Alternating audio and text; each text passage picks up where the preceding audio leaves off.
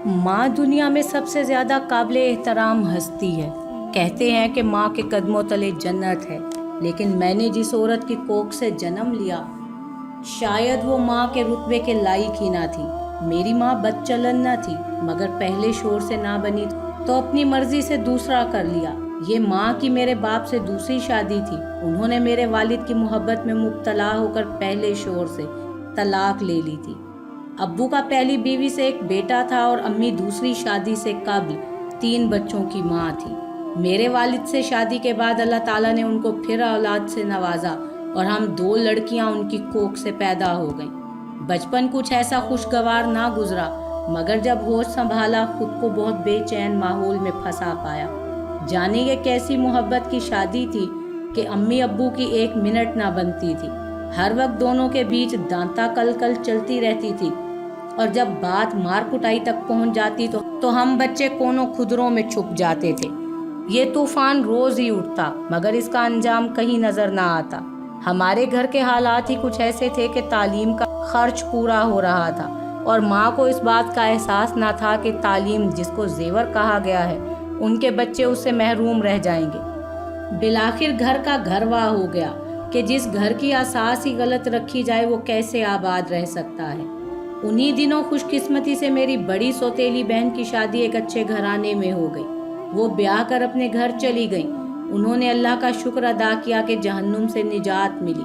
हमारी ये बहन अम्मी के पहले शोहर से थी, जिनको तलाक के बाद वो साथ ले आई थी। अम्मी के दोनों बेटे भी जो पहले शोहर से थे, अपनी बहन की शादी के बाद हकीकी वालिद के पास लौट गए। घर में हम 2 बहनें बाकी रह गईं। बाजी की शादी के बाद अम्मी और भी लापरवाह हो गईं, और अब वो मेरे वालिद से कहती थी, अगर मैं दर बदर हुई तो क्या, फयाज मियाँ देख लेना तुम्हारी दोनों बेटियां भी दर बदर होंगी। उनको मैं तुम्हारे हवाले तो ना करके जाऊंगी। अम्मी अब्बू के झगड़े का सर पैर कभी हमारी समझ में ना आया, लेकिन अब मेरे वालिद घर के पुरसकून माहौल से तंग आकर ज्यादा वक्त बाहर ही गुजारने लगे। वो रात को भी देर से घर आते, जिस पर वालदा खूब हंगामा करती। कहती, मियाँ फयाज याद रखना, अगर तुमने कोठे पे जाकर दौलत लुटाई तो मैं तुम्हारी लड़कियों का भी ऐसा ही अंजाम करूंगी कि तुम उम्र भर सजा भुगतोगे। इस बात पर मेरे वालिद उनको खूब पीटते, मगर वो बदजबानी से बाज ना आती। खुदा जाने इंतकाम की आग में माँ कैसे कैसे मंसूबे बनाने लगी। और जब अब्बू ने रात को देर से आना ना छोड़ा तो मेरी माँ ने एक दिन ऐसा झगड़ा किया कि वालिद घर से अपना सूटकेस लेकर निकल गए। शाम तक हमारी माँ बैठकर रोती रही। जाने फिर क्या जी में समाई के जेवरात, नकदी और कुछ कीमती असासा समेट कर वो हमको साथ लेकर बाजी के घर चली आईं। उन दिनों मैं 7वीं और नीलो 5वीं में थी। अम्मी के इस एकदम से हमारा स्कूल भी छूटा। कहती थी कि ये स्कूल गई तो इनका बाप वहाँ से इनको ले जाएगा, लिहाजा हमारा स्कूल जाना मौकूफ रखा। अम्मी का ख्याल था कि इस एहतजाज पर अब्बू चंद रोज बाद ही बाजी के घर से हमें आकर ले जाएंगे, मगर वो भी अम्मी से इतना तंग थे, हमें और अम्मी को ले जाने की जहमत तक गवारा ना की और अपनी पहली बीवी को मनाकर घर ले आए। इसके बाद हमारी वहाँ गुंजाइश ही ना रही थी। बाजी ने मुझे साल भर घर पर पढ़ाया, फिर 8वीं का प्राइवेट इम्तहान दिलवाया।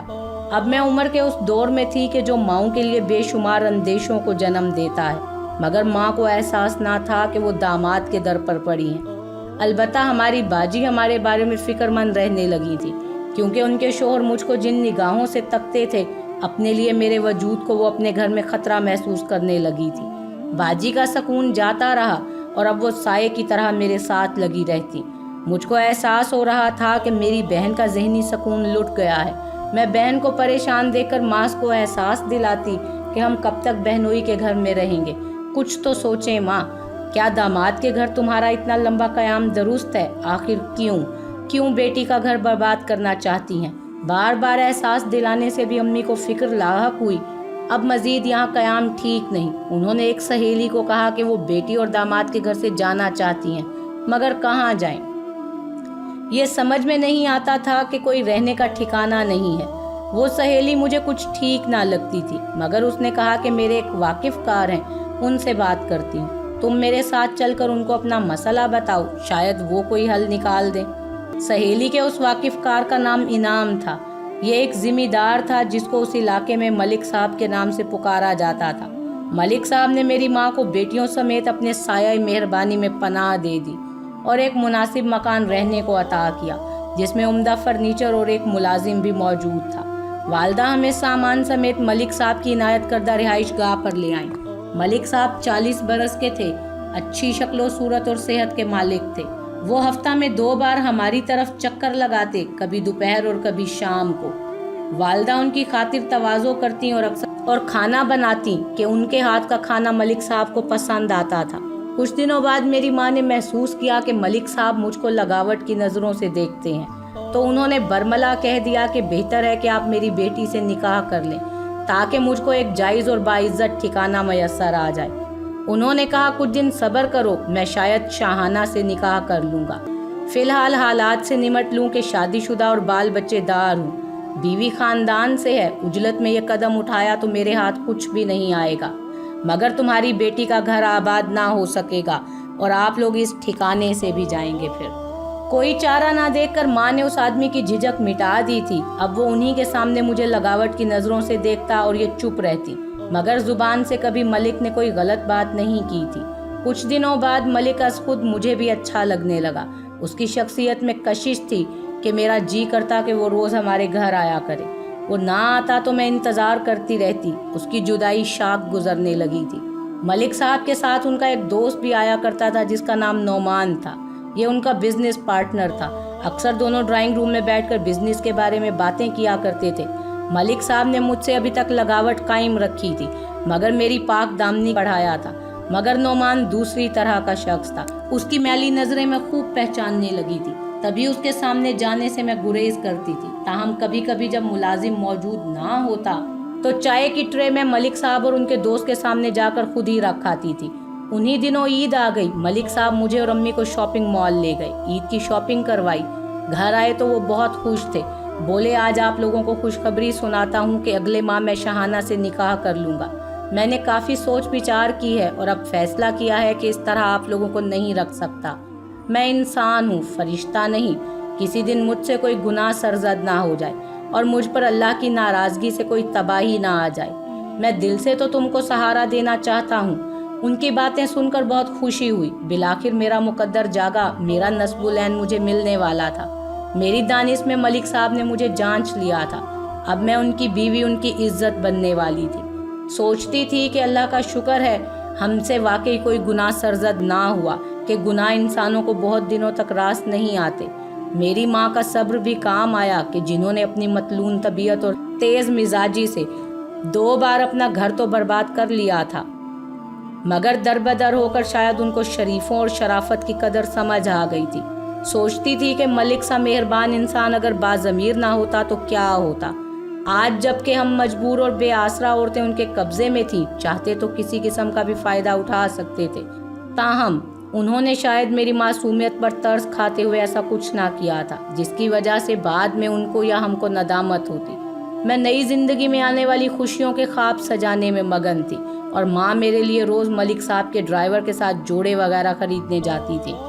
انہی دنوں ایک شام ملک صاحب کچھ زیورات کے ڈبے لائے اور امی کو دے کر کہا کہ پسند کر لیں، شاہانہ کو بھی دکھا دیں۔ یہ کہہ کر وہ پلٹے کہ نعمان ساتھ ہے، چائے بنوا دیجیے۔ میں اس کو ڈرائنگ روم میں بٹھا آیا ہوں۔ انہوں نے کہا چائے بن گئی۔ چائے بن گئی تو ملازم موجود نہ تھا۔ آج بھی میں ٹرے لے کر ڈرائنگ روم میں چلی گئی، پہلے بھی جاتی تھی۔ اسی وقت گاڑی لاک کرنے ملک صاحب باہر نکلے تھے اور نعمان اکیلا بیٹھا تھا۔ جو ہی ٹرے میں نے میز پر رکھی، اس نے مجھ سے اچانک ایسی بدتمیزی کی کہ میں غصے میں جھنجھلا اٹھی، اور اس سے پہلے ملک صاحب آ جاتے، بنا کچھ کہے ان کے خوف کی وجہ سے کمرے سے باہر نکل گئی۔ ان کو برملا نہ کہہ سکی کہ تمہارے پارٹنر نے مجھ پر دست درازی کرنے کی کوشش کی ہے۔ میں خاموشی سے کمرے میں جا کر بیٹھ گئی تھی، آنسو پی لیے۔ تھوڑی دیر بعد نعمان چلا گیا تو ملک صاحب میرے کمرے میں آئے، پوچھا زیورات دیکھے، پسند آئے؟ میں خاموش تھی۔ زیورات کے ڈبے سامنے ڈریسنگ ٹیبل پر رکھ کر امی جان کچن میں چلی گئی تھی، سو وہ اسی طرح دھرے تھے۔ بولے آئندہ تم میرے کسی دوست کے سامنے چائے لے کر مت آنا۔ پھر انہوں نے ایک سیٹ نکالا اور کہا کہ پہن کر دکھاؤ کیسا لگتا ہے۔ تبھی آگے بڑھ کر ہار میرے گلے میں پہنانے کو آگے ہوئے تو ان کو میرے رخسار سے سگریٹ کی بو آئی۔ کہنے لگے کیا تم سگریٹ پینے لگی ہو؟ میں نے نفی میں سر ہلایا، سگریٹ تو میں بھی نہیں پیتا، تو پھر یہ بو کیسی ہے؟ وہ جانتے تھے کہ نعمان بے تحاشا سگریٹ پیتا ہے۔ جس وقت وہ گاڑی لاک کر کے ڈرائنگ روم میں لوٹے تھے اس وقت بھی وہ سگریٹ ہی پی رہا تھا۔ وہ ایک خاص قسم کے برانڈ کی اسمیل تھی۔ یکایک ان کا چہرہ سرخ ہو گیا، جیسے غصے سے تمتما اٹھا۔ ملک صاحب کے باروب بردبار چہرے پر غصے کی تپش اور آنکھوں سے لپکتے غضب کے شعلے دیکھ کر میرا دم فنا ہو گیا اور زبان گونگ رہ گئی۔ چاہتے ہوئے بھی ان کے دوست کی گستاخی کو بیان نہ کر سکی۔ ان پر شک کا در واہ ہو جاتا۔ اس وقت خوف زدہ ہو کر میں نے سوچا کہ بہتر ہے ابھی چپ رہوں۔ میری خاموشی ہی میری قاتل بن گئی۔ میری بزدلی نے میرا تمام سنہری اثاثہ، میرا مستقبل مجھ سے چھین لیا۔ ملک صاحب پر شک کے ایک نہیں 1000 دروازے واہ ہو گئے، مگر میری زبان نہ کھلی کہ مجھے ڈر تھا ملک صاحب ایسی بات سن کر کہیں مجھے ہی نہ چھوڑ دیں اور جو خوشی اچانک میرے ہاتھ لگی ہے وہ کھو نہ جائے۔